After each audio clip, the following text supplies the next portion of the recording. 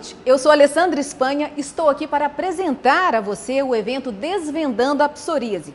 Especialistas vão falar tudo sobre essa doença que afeta mais de 5 milhões de brasileiros.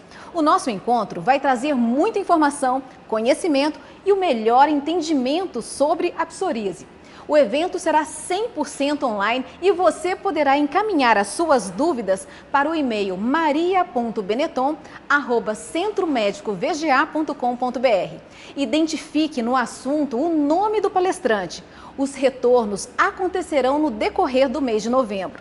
Antes de iniciar, gostaria de agradecer em nome do Centro Médico Varginha ao apoio institucional da Novartis, que nos ajudou a tornar este evento uma realidade. Vamos iniciar com um tema muito interessante, abordagens terapêuticas para a psoríase. E para falar deste tema, convido a doutora Maria Lúcia de Azevedo Bar, médica formada na Escola de Medicina e Cirurgia do Rio de Janeiro, Universidade Federal. Especializada em Medicina do Trabalho, título de especialista com qualificação em densitometria óssea pelo Conselho Brasileiro de Reumatologia. Título de especialista em reumatologia CRM-MG. Boa noite, eu sou a doutora Maria Lúcia, reumatologista do Centro Médico de Varginha e fiquei muito feliz com o convite para estar aqui hoje e falar sobre um tema tão importante. Preparei um conteúdo para apresentar para você, portador de psoríase, e para os colegas médicos, terapias que existem para o tratamento da psoríase. Vamos falar sobre abordagem terapêutica em psoríase. A palavra psora, do grego, significa prurido, coceira, que é um dos sintomas predominantes em quem tem psoríase. Aqui nós temos umas imagens que vocês podem perceber na imagem da direita, no couro cabeludo, que é um dos locais que mais a gente tem as placas, as lesões avermelhadas em placas com escamas prateadas. Do lado esquerdo, vemos também placas avermelhadas com escamas. Olha esse segundo slide do cotovelo, com placas que aparecem tanto em cotovelo quanto em joelho. Do lado esquerdo, esse próximo slide, vocês notam edema das articulações e deformidade nas articulações interfalangianas proximais e metacarpofalangianas. Percebam que aqui já se trata de uma artrite psoriásica. Continuando, as unhas. Normalmente, o paciente nem sabe que o que ele tem na unha é a psoríase. Ele pensa que é uma micose da unha e pé, e quando você vai examinar, você vê descolamento, depressão e estrias nas unhas. Isso demonstra a doença psoriática. Bom, a abordagem terapêutica tem como objetivo tratar estas lesões, controlar a doença, induzir remissão da mesma e reduzir o número e a seriedade das recidivas, de forma a diminuir o impacto na qualidade de vida do paciente. A escolha do tratamento ela vai depender de alguns itens, por exemplo, a idade do paciente, a extensão das lesões, a intensidade dessas lesões, a forma clínica, que pode ser desde uma psoríase leve a uma psoríase moderada a grave, a localização das lesões, a duração e o padrão evolutivo, o estado geral do paciente, as comorbidades, que são muito importantes e bastante frequentes nessa patologia, e a disponibilidade do paciente em aderir ao esquema terapêutico.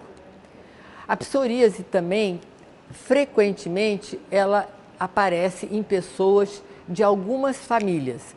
A base genética é complexa e ainda não muito bem estabelecida.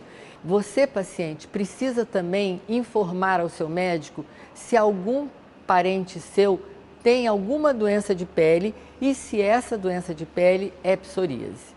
A abordagem terapêutica deve ser individualizada, tendo em consideração o aspecto clínico e a cronicidade da psoríase, que interferem na qualidade de vida do indivíduo. A psoríase não deixa de ser uma doença estigmatizante, porque um paciente com lesões de moderada a graves sofre um certo estigma e sofre na sua qualidade de vida. Hoje, com os diversos tipos de terapêuticas disponíveis, já é possível viver com uma pele sem lesão ou quase sem lesão, independente da gravidade da psoríase. Vamos ver mais alguns slides. Percebam aqui a imagem do pé do paciente com uma psoríase palmo-plantar, que é muito frequente. Provavelmente esse paciente tem lesão de mão também. Vejam a imagem após o tratamento, com as lesões já seca, sem descamação e provavelmente com muito menos prurido. Agora uma imagem do cotovelo da paciente com uma lesão muito grande, com placa, com descamação, e depois a imagem após o tratamento com a pele completamente limpa. Na abordagem terapêutica temos o tratamento tópico, que consiste em hidratar a pele, aplicar medicamentos tópicos apenas na região da lesão e aumentar a exposição ao sol num tempo adequado e seguro, o que vai melhorar o quadro clínico e ajudar a desaparecerem os sintomas. Porém, o tratamento tópico é indicado apenas em casos leves e pode também ser usado em conjunto com outras terapias ou isolado ou com outras terapias. Vai depender da gravidade da lesão. Porém, o tratamento tópico, como eu falei antes, é mais indicado para os casos leves. Outro tipo de tratamento é a fototerapia, que é indicado em casos moderados. Em que consiste a fototerapia? É uma exposição à luz UVA, que a gente chama de PUVA, ou UVB, que é a banda estreita. Esse tratamento é feito em cabines fechadas. Esse tipo de tratamento é associado a medicamentos também, que aumentam a sensibilidade à luz. Esses medicamentos são chamados de psoralenos e eles ajudam a exposição com a luz UVA. As sessões acontecem nessas cabines fechadas, emissoras de luz, e o tratamento dura pouquíssimos minutos e a dose vai sendo aumentada gradativamente, dependendo do tipo de pele e da resposta do paciente. Pode também ser feito com UVB, que é a banda estreita, com menos eventos adversos e também que esse UVB pode ser usado em gestantes. Para casos graves, usar terapia via oral ou injetável. Nós vamos chegar lá, vamos falar, a gente já falou em terapia tópica, agora a gente falou da fototerapia e agora a gente vai falar na terapia via oral ou injetável. O tratamento via oral ou injetável consiste no que a gente chama de tratamento biológico. São tratamentos com medicações que devem ser aplicadas num centro de infusão, já que elas são injetáveis. São individuais e são indicadas para o tratamento da psoríase de moderada a grave. No Brasil, nós já temos vários medicamentos aprovados pela Anvisa e esses medicamentos são os anti-TNFs, que são, eu vou citar para vocês quais são os anti-TNFs.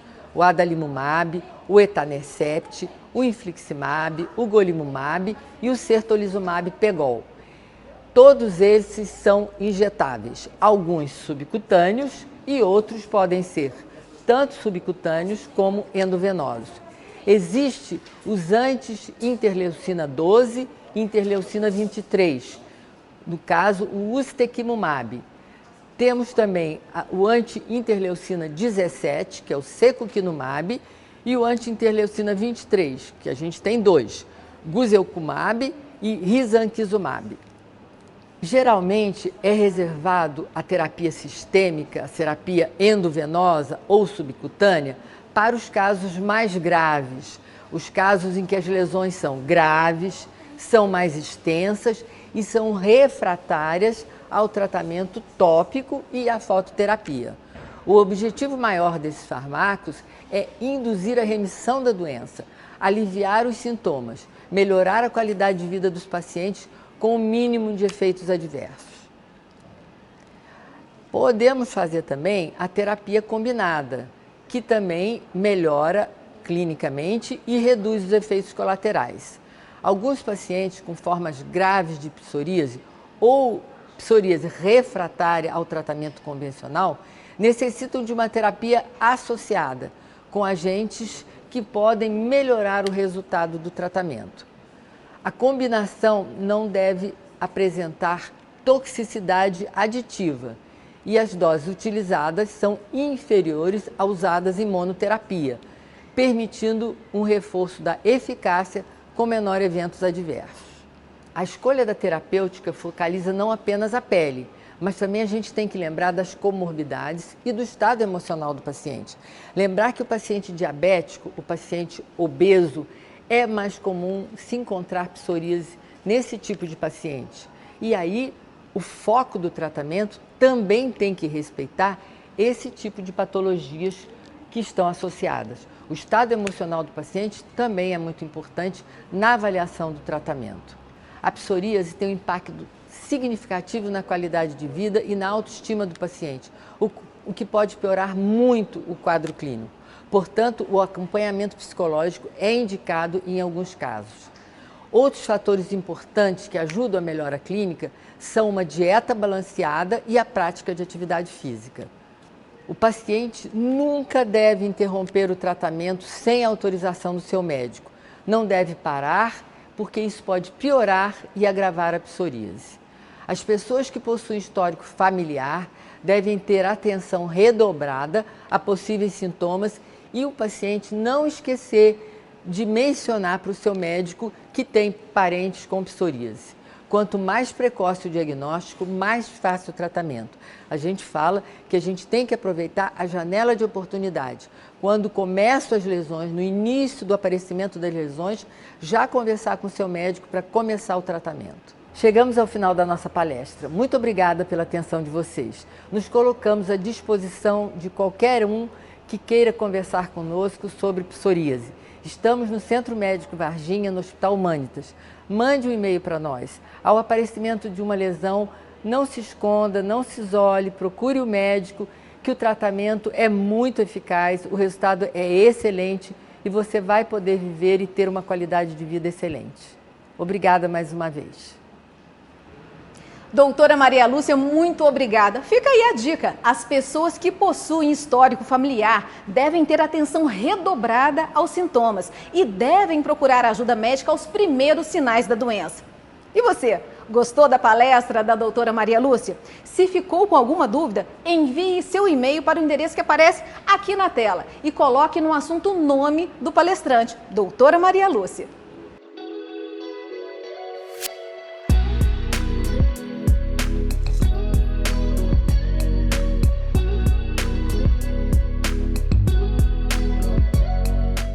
Dia 29 de outubro é o Dia Mundial da Psoríase, uma doença crônica não transmissível e de longa duração. Mas a boa notícia é que a inovação no tratamento dessa patologia pode mudar a vida dos pacientes, proporcionando-lhes qualidade de vida e autoestima. Para falar das novidades farmacêuticas para o tratamento da psoríase, convido o Dr. Adrian Nogueira Bueno. Graduado em Medicina pela Universidade Federal do Estado do Rio de Janeiro desde 1998. Especialista em Clínica Médica pela Universidade Federal do Estado do Rio de Janeiro, Unirio. Especialista em Reumatologia pela Universidade Federal do Estado do Rio de Janeiro, Unirio. Especialista em Geriatria pela Fundação Oswaldo Cruz, Fiocruz, Rio de Janeiro. Mestre pela Universidade Federal do Estado do Rio de Janeiro, Unirio, pelo programa HIV e Hepatites Virais do Hospital Universitário Gaffrey e Ginley. Update in Internal Medicine, Harvard Medical School, Boston, Massachusetts, Estados Unidos. Especialista em capilaroscopia periungual pela Sociedade Brasileira de Reumatologia, CBR. Olá, é com grande satisfação que recebi o convite para estar aqui hoje e falar um pouco sobre as novidades farmacológicas para o tratamento da psoríase. Portanto, as novidades farmacêuticas para o tratamento da psoríase. Vamos abordar esse tema de uma maneira bem simples, explicando para vocês sobre a psoríase e sobre os novos tratamentos. Por quê? Porque a psoríase é uma doença sistêmica, que ela não afeta apenas a pele, onde ela é mais visível, mas ela também é inflamatória, que tem um aspecto de inflamação, principalmente nas lesões e outros órgãos, e crônica, porque é uma doença de longa duração. O diagnóstico muitas das vezes é simples, concluído apenas pela anamnese, por uma conversa com o paciente. O paciente conta a sua história, de quando começou o aparecimento daquelas manchas, que descascam pelo corpo e depois disso começam a surgir vários outros sintomas. O médico realiza um exame físico bem detalhado, do couro cabeludo até a região da planta dos pés. Algumas vezes serão necessários alguns exames laboratoriais para investigar outras doenças que podem estar associadas à psoríase, como problemas da tireoide e de diabetes, hipertensão arterial, insuficiência cardíaca e outras doenças que caminham junto com a psoríase. Portanto, a psoríase não é uma doença só de pele, ela pode ter outras doenças que estão caminhando junto com ela. Nós temos alguns tipos de lesões e essas lesões são lesões que causam um impacto muito grande na vida da pessoa, porque elas levam a um distúrbio psicossocial muito grande. Mais do que lidar com o problema da pele, os pacientes também precisam estar preparados para encarar os desfechos emocionais, os traumas psicossociais que eles vivem. Em muitos casos, eles podem ser mais danosos do que a própria presença das placas avermelhadas que surgem pelo corpo. O problema crônico compromete a qualidade de vida, a atividade profissional e interfere muito na vida social. E o desejo do paciente é de retomar a sua vida normal, é de ter uma qualidade de vida, é de poder ter um melhor enquadramento social. E por isso uma inovação terapêutica, no campo das enfermidades reumatológicas, inflamatórias e imunológicas, tem testemunhado um enorme progresso nas últimas décadas. Embalada por necessidades clínicas de pacientes com doenças de difícil controle, projetadas por um conhecimento mais profundo na imunologia clínica, envolvido em tais enfermidades e tornadas factíveis por um grande avanço na biotecnologia, a terapia com fármacos imunobiológicos tornou-se disponível para a reumatologia no final da década de 90. E com isso, essa inovação no tratamento pôde mudar a vida das pessoas portadoras de psoríase. Por quê? Causa uma melhora visível nas lesões, melhora a autoestima do paciente. Quando você melhora a autoestima, você melhora tudo numa pessoa. Você melhora o ego da pessoa e você consegue com que ela tenha um convívio social harmonioso e satisfatório. Com isso, as pessoas elas passam a ter um convívio social, coisa que não acontecia antes por causa dos mitos, por causa da mistificação de que a doença é contagiosa. E vocês sabem que ela não é contagiosa. Portanto, com o tratamento dos imunobiológicos, a gente consegue promover a qualidade de vida. Nós médicos enfrentamos o desafio diário de acompanhar a longa e incessante jornada dos pacientes portadores de psoríase. Sempre tivemos a mesma expectativa que eles, o anseio pelo surgimento de novos tratamentos, de novas terapias, que realmente mudam a vida das pessoas. A boa notícia é que, pouco tempo para cá, podemos afirmar que esse desejo está virando a realidade, com a chegada de uma nova classe promissora de medicamentos chamados imunobiológicos. Em alguns casos, eles têm um potencial para eliminar de até 90% a 100% das lesões de pele, com resultados visíveis já após poucas semanas de tratamento. E grande parte das lesões de pele podem sumir em apenas 3 meses. Uma resposta inovadora, uma resposta fantástica, que promove o bem-estar da pessoa e a qualidade de vida. A psoríase, doença crônica, provocando lesões na pele e acaba afetando outras partes do corpo, como coração, fígado, rim, osso, articulações, enfim, é uma doença que tem um caráter multissistêmico. E essa nova alternativa de terapia faz com que um grupo dos chamados medicamentos imunobiológicos, eles são eficazes nesse tipo de patologia. E o que são os imunobiológicos? São medicamentos produzidos pela biologia celular de DNA humano, que atua diretamente nas vias inflamatórias das diversas doenças, principalmente nas que possuem caráter autoimune, como a psoríase.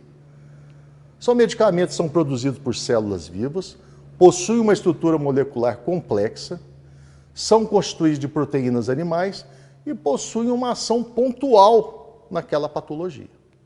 São estruturalmente anticorpos direcionados a um alvo específico.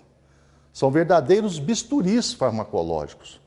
O mecanismo de ação deles é de uma maneira que vai bloqueando substâncias inflamatórias e solúveis no sangue, chamados de citocinas inflamatórias. Essa ação direciona contra tipos específicos de células no sistema imunológico, causando morte celular, redução da ativação e diferenciação e limitação da migração de tecidos. Essa interação com etapas de resposta imunológica é que reduz a estimulação. São medicamentos de aplicação subcutânea ou endovenosa, com uma frequência variável de semanal até semestral. Ou seja, são vários tipos, de tratamento. Nós temos um arsenal terapêutico hoje importante no tratamento da psoríase. E onde deve ser feito o tratamento com imunobiológico? É fundamental que a administração desse tipo de tratamento seja realizada por clínicas diretamente especializadas para essa função.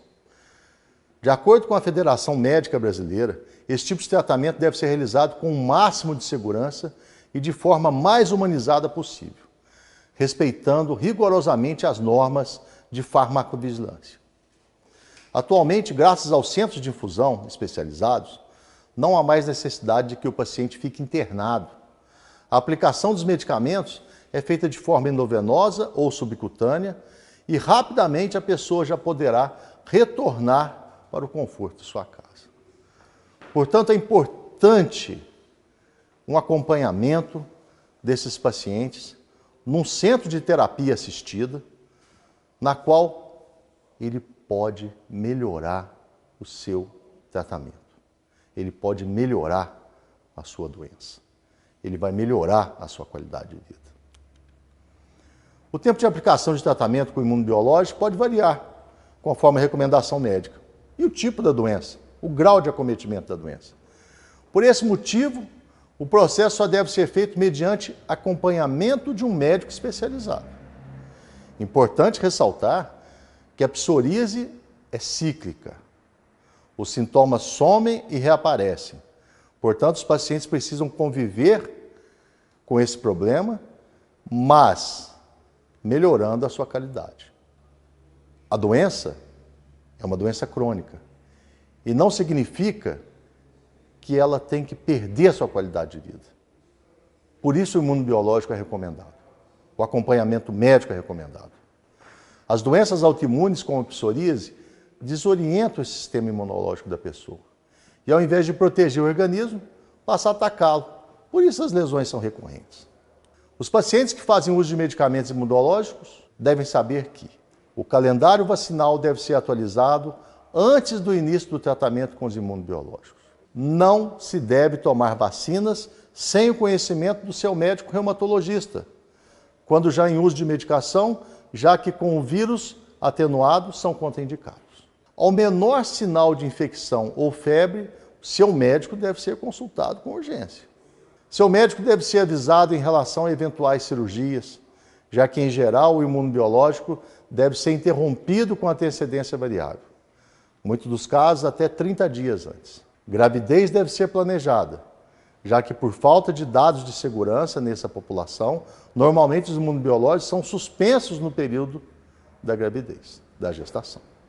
No Brasil, um dos poucos países do mundo que opera com um Programa Nacional de Imunizações, com ambas as responsabilidades, o que exige um compromisso com a inovação tanto para o desenvolvimento de vacinas, quanto para a garantia de acesso da população aos imunobiológicos existentes. Com os medicamentos imunobiológicos, o tratamento corresponde a um enorme avanço na medicina, que realmente promove enorme diferença na rotina dos pacientes com as doenças autoimunes. Dessa maneira, é possível que tenham uma vida normal e convivam com a presença da doença. Existem mitos, existem verdades, que eu quero falar com vocês, para vocês se aterem nos mitos e nas verdades. Por exemplo, a exposição ao sol é recomendada para pessoas com psoríase? Isso é um mito ou uma verdade? Isso é uma verdade. O contato com o sol reduz a inflamação causada pelo sistema imunológico, diminui a quantidade e o tamanho das lesões cutâneas. Porém, a exposição ao sol é uma ação coadjuvante no tratamento. Assim, pacientes que já estão sendo acompanhados por um médico podem tomar banho de sol por cerca de 15 a 20 minutos diários, preferindo sempre os horários da manhã, antes das 10 horas da manhã, ou após as 16 horas. Outra questão, a psoríase pode ser tratada com remédio caseiro? Isso é um mito ou é uma verdade? É um mito. Nós estamos falando de uma doença inflamatória crônica, que precisa de supervisão de um profissional de saúde. Portanto, a automedicação ou o uso de remédios caseiros é contraindicada, pois além de não ter eficácia comprovada, pode favorecer a evolução do quadro. A doença é geneticamente transmissível? Isso é uma pergunta que toda hora tem para a gente no consultório. Isso é um mito ou uma verdade? É uma verdade, porque embora não seja uma patologia infecciosa, a psoríase pode ser transmitida de pai para filho em razão da herança genética. São mecanismos imunológicos que um pai passa para um filho. Ela não é uma doença contagiosa, mas é uma doença genética. Existe a diferença da genética e da contaminação. Portanto, você pode encostar na pessoa com psoríase que não tem problema algum, você não vai pegar. Mas ela é uma doença de caráter hereditário. 1/3 dos pacientes possui parentes com a doença, o que comprova a predisposição genética naquela família, como uma das principais causas do surgimento da psoríase. A alimentação influi na intensidade da doença? Isso é um mito ou uma verdade? É uma verdade. Entre os principais fatores que agravam a psoríase estão a obesidade e o alcoolismo. Por isso, alimentar-se de forma equilibrada, controlar o peso corporal, são medidas indicadas para o paciente. Outra questão, muito questionada, a doença está associada à dor e coceira? Nem todos os pacientes apresentam dor ou coceira. Na verdade, a dor nas articulações é mais comum nos casos da artrite psoriásica. E o diagnóstico de psoríase é feito a partir da análise das lesões da pele. E, caso necessário, até por biópsia dessas lesões. Portanto, a psoríase, uma doença que afeta uma grande parte da população. É uma doença que causa um aspecto psicoemocional muito grande, levando, muitas das vezes, as pessoas a terem uma insatisfação pessoal. E um dos maiores desejos que a pessoa tem é ela estar num convívio social. Participar de uma festa, de um churrasco, usar uma bermuda, usar uma camiseta, frequentar uma piscina. Por quê? Porque são hostilizadas por causa dessas lesões. A psoríase é uma doença que leva a um quadro emocional importante. O convívio social de qualquer pessoa é que causa o bem-estar, é que causa a satisfação da pessoa viver em paz. Vários relatos de pessoas que queriam participar de uma festa, de um churrasco, usando uma bermuda. Mulher que quer usar uma roupa preta e não consegue usar essa roupa preta porque fica cheia de escamas que ficam caindo pelo corpo. E aquilo ali vai causando traumas. E esses traumas vão perdurando durante a vida da pessoa. Quero deixar o recado aqui. Existe tratamento. Existe melhora. Existe como melhorar a qualidade de vida dessas pessoas. Quero agradecer a presença de todos e dizer que o Centro Médico Varginha ajuda e proporciona sempre o bem-estar na qualidade de vida e na saúde das pessoas. Obrigado. Muito obrigada, doutor Adrian. É muito bom saber que a inovação no tratamento da doença pode trazer qualidade de vida aos pacientes, além de ser possível eliminar de 90% até 100% das lesões na pele através do tratamento adequado. Quem tiver dúvidas, envie um e-mail com a sua pergunta para o endereço que aparece aqui na tela e coloque no assunto o nome do palestrante, doutor Adrian.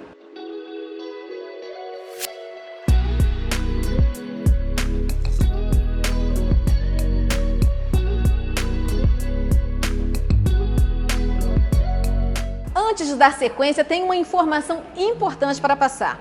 Você sabia que 3 em cada 10 casos de psoríase, a doença pode evoluir para artrite psoriásica, que além da pele se manifesta como dor articular, dor nas juntas, e pode ocorrer em qualquer articulação do corpo?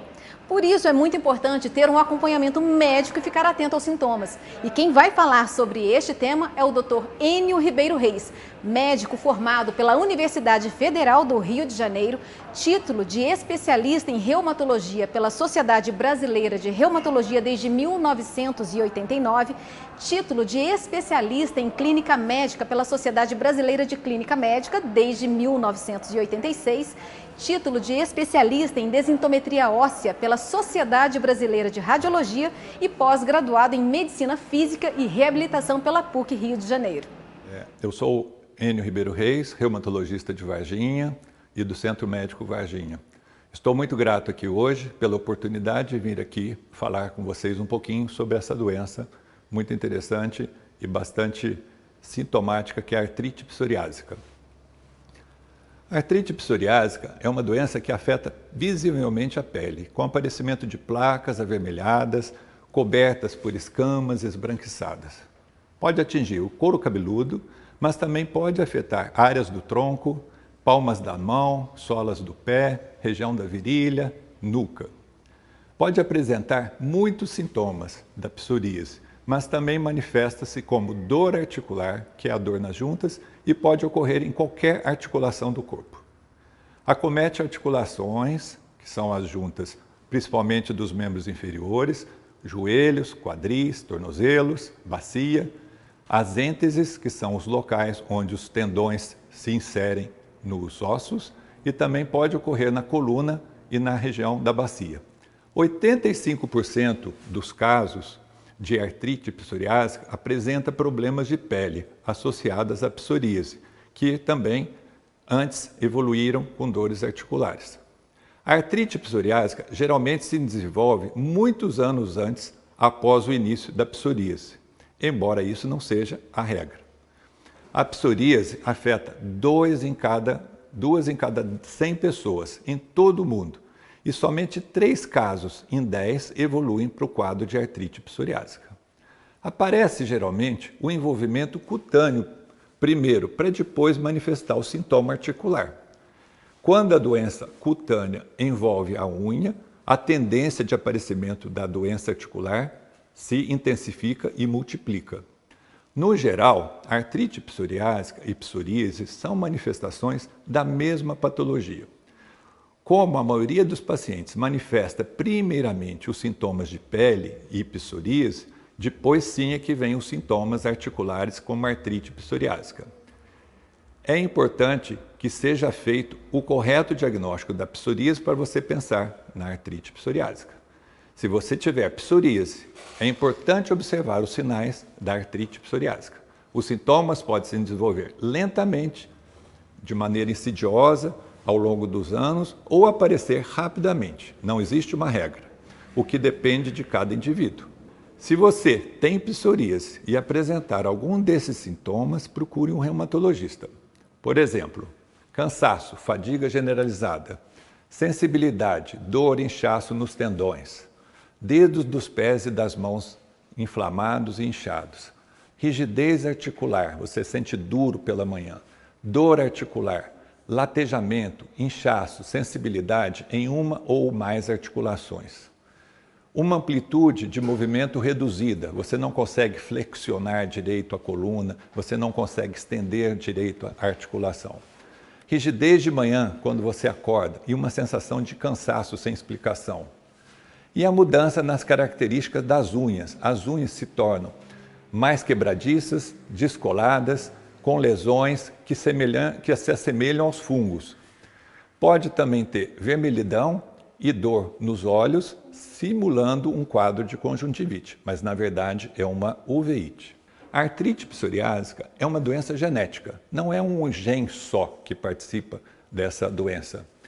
Cerca de 40% das pessoas diagnosticadas com artrite psoriásica têm parentes com doença ou com a psoríase.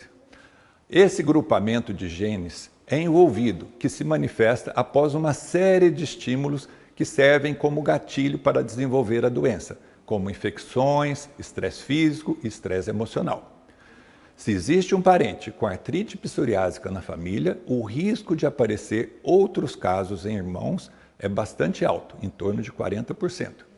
Ocorre mais na raça branca e geralmente afeta homens e mulheres sem predileção de sexo. O diagnóstico. Como é feito o diagnóstico dessa doença? O diagnóstico da psoríase é difícil porque é uma doença de início insidioso e muitas vezes ocorre após a manifestação dos diversos sintomas da doença. Então nós temos que estar bastante atentos ao exame clínico. Um bom exame clínico é avaliado as áreas acometidas, as articulações, analisado a pele, as unhas do paciente. Na anamnese. A anamnese é a história do paciente. Você vai ver na história dele se tem familiares com psoríase, se tem casos de reumatismo e de artrite na família, se nos exames dele tem algum exame que descarta artrite reumatoide e alguns dados do exame físico também que você tem que valorizar. Quais exames que diagnosticam artrite psoriásica? Não existe um exame único que diagnostique artrite. É uma característica da doença. É uma junção de sinais e sintomas. Mas o médico se baseia também no raio-x, na ressonância magnética, na ultrassonografia, que ele vai poder avaliar alguns sinais e sintomas das doenças. Quais são essas formas de doença? É uma doença, como eu já disse, com uma forma multifacetária. Ela pode dar somente em algumas articulações, que é um quadro oligoarticular. É a forma mais frequente dessa doença, com menos de 5 articulações acometidas, geralmente juntas do pé, tornozelos, joelhos, quadris e bacia. A forma axial é uma forma mais rara, é mais comum essa forma nos pacientes do norte da Europa. No Brasil, essa forma é mais rara e acontece mais o envolvimento somente da coluna e somente da bacia e sacroiliacas. A forma poliarticular ou pseudo-reumatoide. Essa é uma forma que confunde muito com a artrite reumatoide, por isso esse nome, pseudo-reumatoide. O quadro se assemelha à artrite reumatoide, com muitas articulações acometidas, tanto das mãos como nos pés, semelhante à artrite reumatoide. A forma distal dos dedos. Essa forma é uma forma também relativamente comum e acomete somente as extremidades dos dedos nas interfalangianas distais, na pontinha dos dedos, na última articulação das mãos, principalmente. E a forma mutilante. Felizmente é uma forma bem rara, que leva a mutilações com deformidades graves, destruição articular das articulações e principalmente dos dedos e das mãos. E o que é a entesite, que é um dos sinais e sintomas dessa doença? Por exemplo, o esporão de calcânio e a fascite plantar, que é uma inflamação na sola do pé, são tipos de entesite. É a área do tendão onde inflama na região onde o tendão se gruda ao osso.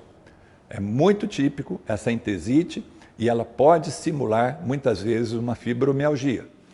E a dactilite, o que é uma dactilite? Dactylos, em grego, quer dizer dedo. Dactilite, inflamação nas articulações dos dedos e todas as estruturas em volta dessa articulação. Ocorre o inchaço, vermelhidão do dedo e frequentemente acontece tanto nos dedos da mão como pode acontecer nos dedos do pé. Quais são os sintomas das unhas do paciente com psoríase? As unhas, eu falo que é um dos sinais que o médico mais tem que ficar atento.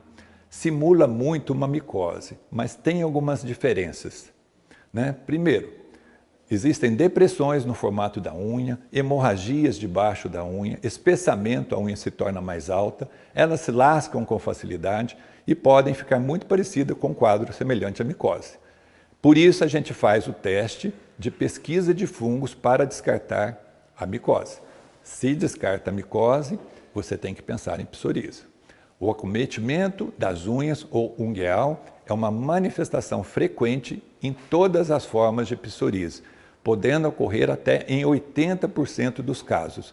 E quando acontece esse acometimento de unhas, geralmente vai acontecer o acometimento articular.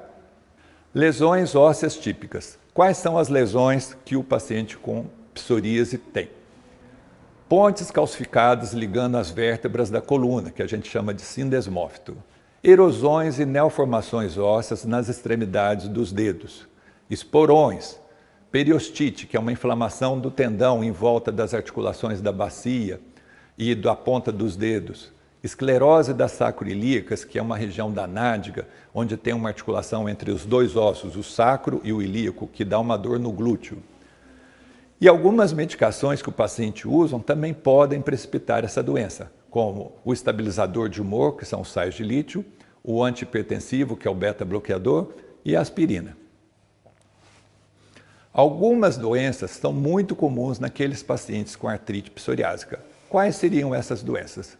A hipertensão arterial, a diabetes tipo 2, que é insulino independente, a obesidade, a dislipidemia, que é o acúmulo de gorduras no sangue, tanto triglicérides quanto colesterol, o infarto do miocárdio e os derrames cerebrais.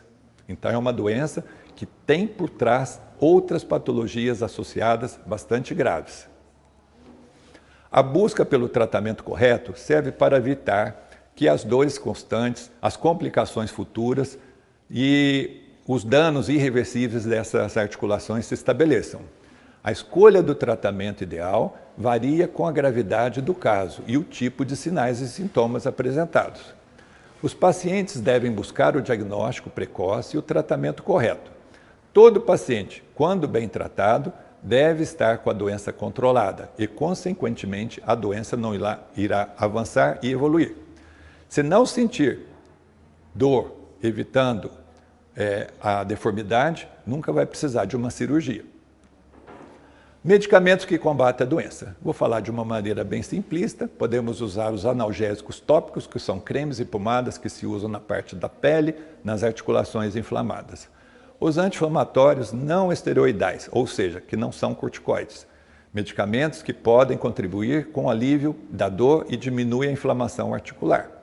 E os corticoides, ou corticosteroides, que também aliviam a inflamação e a gente só deve usar na fase inicial da doença, quando o quadro é mais grave. A dor e a inflamação são apenas alguns fatores da artrite psoriásica, mas o objetivo do tratamento é maior que tudo isso, ou seja, você tem que entrar na remissão da doença.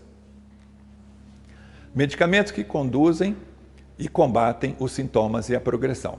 Além de combater os sintomas, essas opções também alteram a progressão da doença. Então, são os medicamentos modificadores do curso da doença, que são as drogas sintéticas, convencionais orais ou injetáveis. Temos também os anti-inflamatórios, que servem como base no tratamento, que aliviam a dor e reduzem a inflamação nas articulações, assim como os corticoides.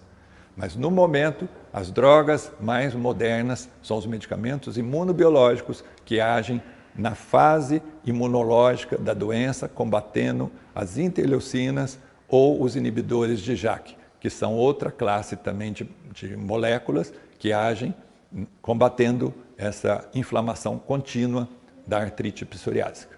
Alguns hábitos também podem ajudar no controle da artrite psoriásica. Por exemplo, fazer uma atividade física regular, orientada, com supervisão de um personal ou um profissional habilitado, como musculação com baixa carga e sem impacto articular, para não lesar a injúria na articulação.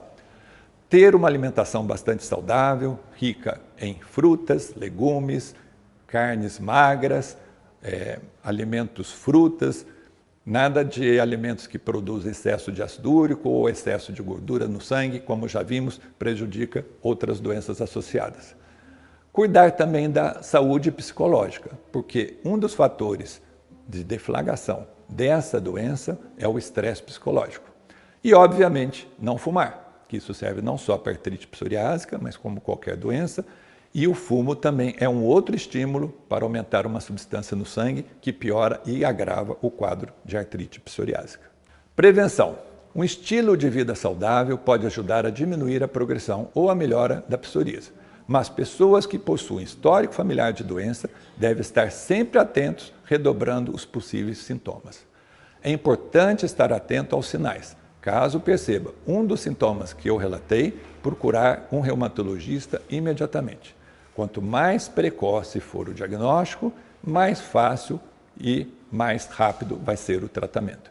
Então, pessoal, conforme eu disse, é uma doença multifacetária, é importante o diagnóstico precoce, tem que procurar os sintomas e procurar o médico especialista o mais rápido possível. Estamos às ordens, qualquer dúvida é só procurar o Centro Médico Varginha através do e-mail que está relacionado aí por baixo e vocês podem tirar todas as dúvidas e a gente esclarece da melhor forma possível. Muito obrigado. Muito obrigada, doutor Enio, por trazer esse conteúdo tão importante. Muito interessante saber que a atividade física supervisionada ajuda no tratamento da artrite psoriásica. Se você ficou com alguma dúvida, envie um e-mail com a sua pergunta para o endereço que aparece aqui na tela e coloque no assunto o nome do palestrante, doutor Enio.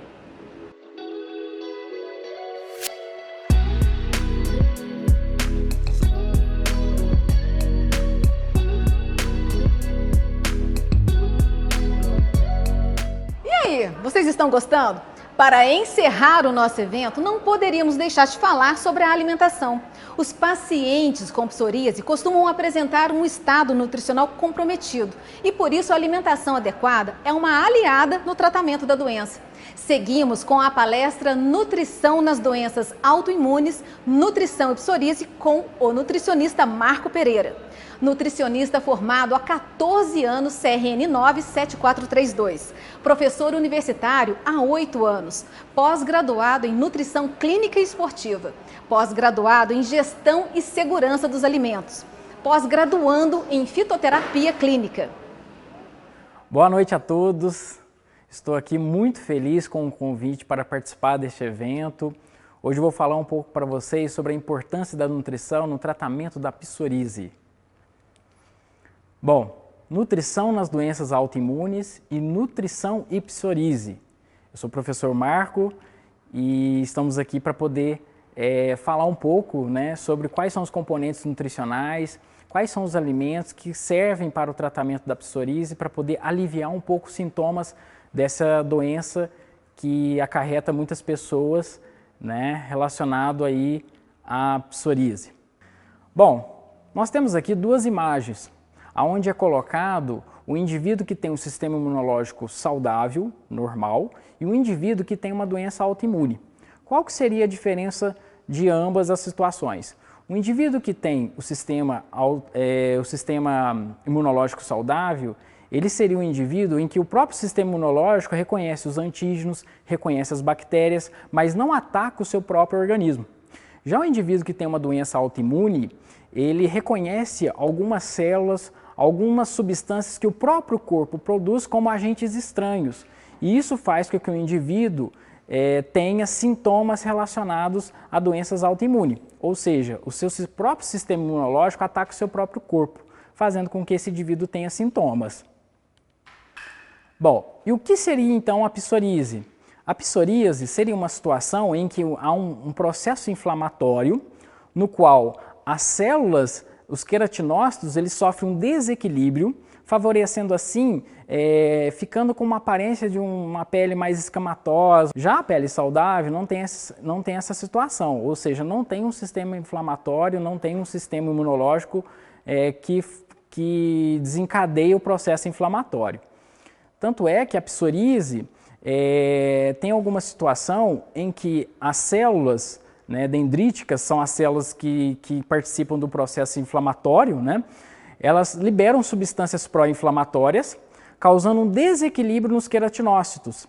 E esses queratinócitos, por sua vez, liberam substâncias que são inflamatórias, como por exemplo TNF-alfa, que é o fator de necrose tumoral alfa, interleucina 17, peptídeos antimicrobiais e também alguns genes que favorecem o processo inflamatório, como a creatina 6 e 16, o que faz com que tenha mais substâncias pró-inflamatórias, favorecendo assim então a psoríase. Bom, então quais são os fatores de desenvolvimento da psoríase, principalmente relacionados aos fatores nutricionais? Então nós temos aqui, por exemplo, resistência à insulina. Aqueles indivíduos que têm resistência à insulina, aqueles indivíduos que têm um risco maior para o diabetes tipo 2 ou até mesmo diabetes tipo 2, aqueles indivíduos que têm uma pressão alta, né? Aqueles indivíduos que têm dislipidemia, ou seja, LDL, colesterol elevado, em detrimento de uma diminuição do HDL, que seria o bom colesterol, aqueles indivíduos que têm uma tendência à aterosclerose ou já têm alguma situação relacionada a doenças cardiovasculares. Isso tudo contribui então para o desenvolvimento da psoríase. A própria obesidade também é tida como uma situação onde há um processo inflamatório de baixo grau. E esse processo inflamatório de baixo grau pode favorecer o aparecimento de sintomas ligados à psoríase. E esse processo de inflamação crônica, que a obesidade muitas vezes institui no indivíduo, favorece então a liberação de TNF-alfa, que são fatores inflamatórios, como interleucina 6, interleucina 1, interleucina 8, que são fatores que podem desencadear um processo inflamatório a nível de pele, favorecendo então um desequilíbrio da epiderme e favorecendo então a proliferação de células, dando aquela aparência de pele descamada e de pele que tem erupções, tá certo? Qual que é o papel então da nutrição relacionado no tratamento da psoríase? Então nós temos aqui de um lado, seria então aqueles alimentos, aquelas substâncias que estão relacionados com a obesidade, como por exemplo ácidos graxos saturados, gordura saturada, o consumo de carne vermelha, o consumo de açúcar simples e o excesso de álcool. Isso é tido que o consumo dessas substâncias, desses alimentos, favorece então a proliferação de fatores imunológicos, favorecendo então o processo inflamatório, como a secreção de TNF-alfa, interleucina 1, 6, 8, né, que estariam ligados então com o processo de psoríase. Ao contrário, eu tenho aqui alguns alimentos que podem melhorar o processo da psoríase, ou seja, aqueles alimentos que podem contribuir com o tratamento médico da psoríase. Eu tenho aqui o ômega 3, a vitamina D, a vitamina B12, presente muito também junto com alimentos que são ricos em proteínas, como carnes magras, sojas, etc. Eu tenho algumas substâncias que são antioxidantes, como a genisteína, o selênio, e também uma dieta mais rica em fibra e uma dieta mais rica em probióticos e pré-bióticos, o que favorece, então, uma melhora da situação intestinal, uma melhora do processo inflamatório a nível geral, diminuindo, assim, sintomas relacionados à psoríase. Bom, como nós vimos, o ômega 3, ele está ligado muito a um processo anti-inflamatório, ou seja, na medida que eu consumo bastante ômega 3, e quais são as fontes do ômega 3? Eu tenho sardinha, atum, peixes de forma geral, e também algumas grãos, como linhaça, soja, chia, que são alimentos que são ricos em ômega 3, que diminuem o processo inflamatório. Ou pode ser também usado alguns suplementos que são ricos em ômega 3. No caso de suplementos, pode ser usado na dosagem de 1 a 2 gramas de ômega 3 para poder melhorar e diminuir o processo da psoríase. Nós temos também alimentos que são ricos em vitamina D. Nós sabemos que a grande fonte de vitamina D para o nosso organismo é o sol. Então, é importante a exposição solar dentro dos padrões limites, né, dentro da quantidade de horas também limite, para não gerar uma situação, inflamação da pele, etc. Mas também você pode consumir alguns alimentos que sejam ricos em vitamina D, como por exemplo azeites, cogumelo do sol e algumas castanhas, castanhas do Pará, castanhas do caju, que também são ricas em vitamina D, que favorece a diminuição do processo da psoríase. Os alimentos ricos em vitaminas e minerais. Esses alimentos, além de contribuir com o aporte de vitaminas e minerais, ele tem compostos antioxidantes, o que favorece, o que contrapõe ao processo inflamatório que a psoríase incide sobre o indivíduo. Então eu tenho, por exemplo, uva, tomate, repolho, vários legumes e verduras e também as frutas, como melancia, a própria banana também, mas eu tenho também o melão, que são alimentos que são ricos em compostos de vitaminas e minerais e são ricos em antioxidantes, o que contrapõe em si o processo inflamatório que a psoríase incide sobre o indivíduo. Outro fato que nós devemos se atentar também é a questão do indivíduo que apresenta um desequilíbrio intestinal. Esses indivíduos que apresentam um desequilíbrio intestinal muitas vezes está associado à obesidade, ao diabetes tipo 2, tem que se atentar para essa situação e fazer com que o intestino desse indivíduo funcione adequadamente. Quais são os pontos importantes para poder fazer o funcionamento intestinal? Então, primeira coisa, consumo de água. Então, consumir mais ou menos de 2 litros a 2,5 litros de água, né? Uma conta simples para favorecer o consumo de água e para saber a quantidade correta é mais ou menos 35 ml por quilo de peso corporal. E isso favorece você consumir a quantidade de água que você precisa no dia. Outra situação para poder melhorar esse processo do desequilíbrio intestinal é o consumo de fibras. Alimentos como aveia, linhaça, chia e frutas e verduras de forma geral melhoram o aspecto do intestino, favorecendo a peristalse intestinal e favorecendo também todo o processo de regulação intestinal.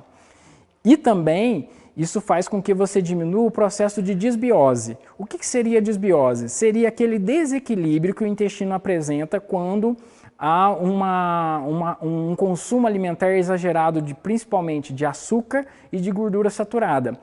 Isso faz com que o seu intestino fique desequilibrado, ou pode prender, né, ou pode até mesmo dar uma diarreia. E essa situação, ela favorece o desequilíbrio da microbiota presente no intestino, favorecendo assim o processo inflamatório a nível geral, que pode culminar, claro, aumentando a intensidade da psoríase. Então é interessante, consumo de água, consumo de fibra, aqueles alimentos que são ricos em fibras, e o consumo, é claro, de alguns alimentos que estão relacionados à melhora da microbiota, como pré-biótico e probiótico. O pré-biótico, no caso, seria aqueles alimentos que são ricos em alguns tipos de fibra que alimenta essa microbiota intestinal. Já o probiótico seria o próprio micro-organismo, que estão presentes principalmente no Yakult, no iogurte e alguns alimentos que são ricos em probióticos. Como eu falei, alimentos ricos em fibra favorecem o funcionamento intestinal. Além do mais, esses alimentos ricos em fibra favorecem também uma diminuição da glicose sanguínea.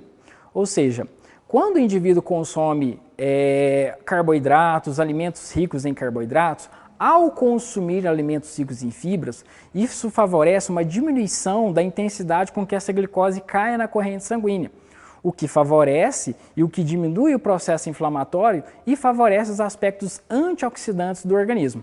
Além do mais, a fibra também ela age como um agente detoxificante a nível intestinal, favorecendo assim, diminuindo o processo inflamatório, diminuindo processos relacionados à psoríase e a sintomas relacionados à psoríase.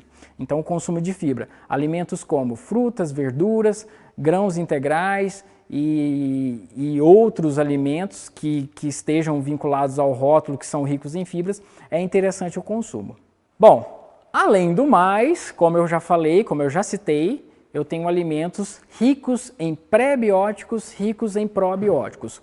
Como eu já citei, esses alimentos eles são importantes justamente para favorecer o equilíbrio intestinal e evitar a disbiose. Ou seja, se eu quero manter o meu intestino saudável, se eu quero manter o processo inflamatório dentro do meu organismo regulado, o consumo de pré-bióticos e probióticos é importante.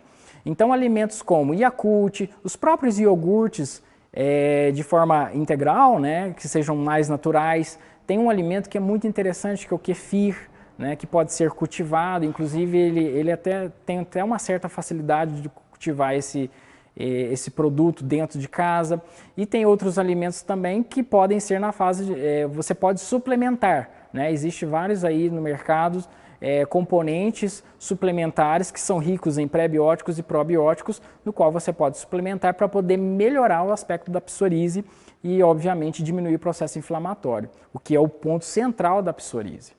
E por último, mas não menos importante, nós temos os alimentos ricos em antioxidantes. Então, por exemplo, eu coloquei aqui a beterraba, o morango, a uva. Ou seja, todos esses alimentos eles são muito ricos em compostos antioxidantes. A uva, por exemplo, eu tenho o resveratrol. O resveratrol ele age a nível intestinal e ele age a nível tecido adiposo também. Essa substância, ao agir a nível tecido adiposo, diminui o processo inflamatório que o tecido adiposo impõe no organismo, favorecendo assim aspectos antioxidantes e eliminando esses compostos inflamatórios. Assim como o limão, a beterraba, a rúcula, a chicória, a couve, que também possui compostos antioxidantes que auxiliam em muito no tratamento da psoríase.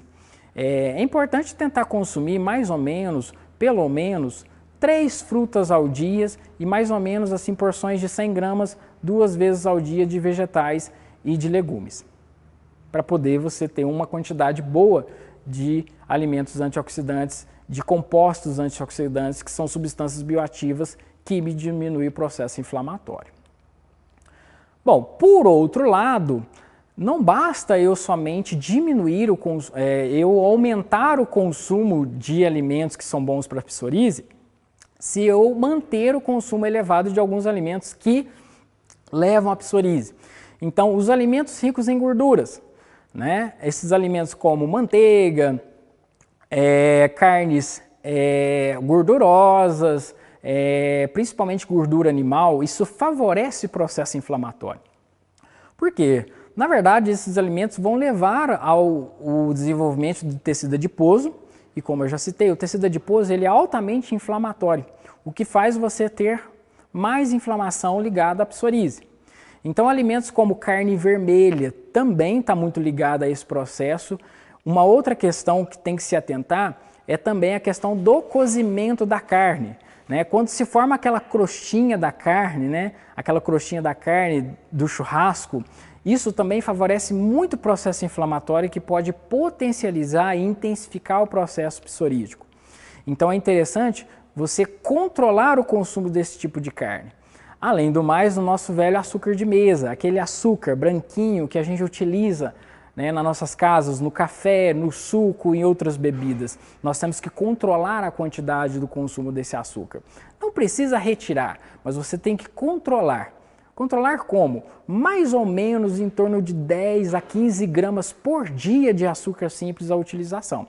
Então, somente uma xícara de café com uma colherzinha de chá de açúcar e à noite talvez, ou na parte do almoço, você consumir uma colherzinha de açúcar, no caso de sobremesa, colocando no suco ou à noite, isso aí já é o bastante para você já adoçar essas bebidas e não consumir demais açúcar. O açúcar também favorece o processo inflamatório, ou seja, intensifica mais os sintomas relacionados à psoríase. E também nós temos o excesso de bebidas alcoólicas. As bebidas alcoólicas, elas sofrem um processo metabólico em que vai diretamente no fígado. E o fígado é o principal órgão de metabolismo que faz o processo de detoxificação do organismo. Se eu consumo uma bebida alcoólica em excesso, o fígado ele retoma a filtragem desse álcool, ou seja, ele metaboliza todo esse álcool e deixa de fazer o processo detoxificante no nosso organismo. E favorece então a processos inflamatórios, a estresse oxidativo, o que favorece então mais sintomas e intensifica mais a questão da psoríase relacionada ao organismo, tá bom? Então ficou claro aqui que na verdade o que nós temos que fazer é um controle, é um regular da alimentação, ou seja, consumo de água, consumir verduras e frutas e legumes, né? Consumir alimentos ricos em fibras, dar atenção a uma dieta mais anti-inflamatória, principalmente que essa dieta seja rica em gorduras insaturadas e também no ômega 3, e consumir alimentos que sejam mais antioxidantes, que inclui a classe das verduras, legumes e frutas. Atentar muito à questão da coloração. Quanto mais colorido é a alimentação, mais componentes antioxidantes eu tenho. E isso favorece, então, o tratamento da psoríase. Ao contrário, nós temos que reduzir e controlar o consumo de alguns alimentos que são cientificamente comprovados que pode piorar a situação psorítica, que é o consumo de carne vermelha, principalmente não deixar aquela crosta da carne vermelha totalmente assada, né? Talvez usar mais uma técnica mais relacionada ao grelhado ou até mesmo ao cozido, e também evitar o excesso de açúcar simples, evitar o excesso de gordura, principalmente de gordura advinda animal, como manteiga, como carnes gordurosas e também os embutidos, como linguiça, salame, presunto. E, é claro, manter sempre uma atividade física, uma vida saudável. Bom, eu agradeço muito a oportunidade do Centro Médico de ter me convidado para poder falar a respeito da alimentação e quais são os aspectos que está ligado à psoríase. E deixo aqui meu abraço a todos e tenham uma excelente noite para vocês. Marco, muito obrigada por esclarecer como a alimentação balanceada é importante não só para o controle da psoríase, mas nas doenças autoimunes no geral e também para a nossa vida. Caso você tenha alguma dúvida sobre o tema abordado, envie um e-mail com a sua pergunta para o endereço que aparece aqui na tela e coloque no assunto o nome do palestrante, Marco Pereira.